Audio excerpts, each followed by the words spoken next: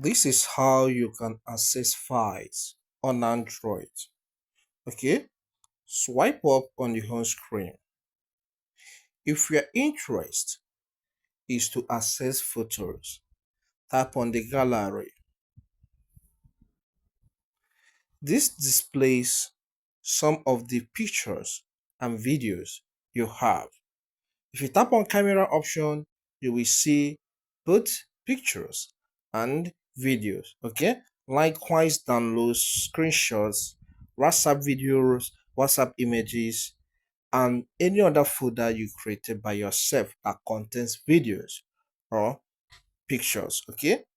Then that's by the way. Then to access all the files on your device, whether document, PDF, Excel, PowerPoint, or any other document type or any other file type, tap on the file manager. Okay, the name may vary depending on the type of Android device you are using. So when you tap on Android, when you tap on file manager, it opens a new page displaying some things. Okay, you can see recent. This displays the recent files I added on this Android device. If you tap on browse, it will show you some categories which you can call folders where you can access file. You can see images containing all the images. You can see documents containing all the documents. You can see audio containing all the audio files in your phone.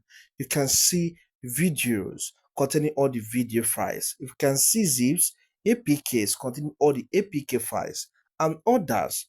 And other contains other files that are not categorized.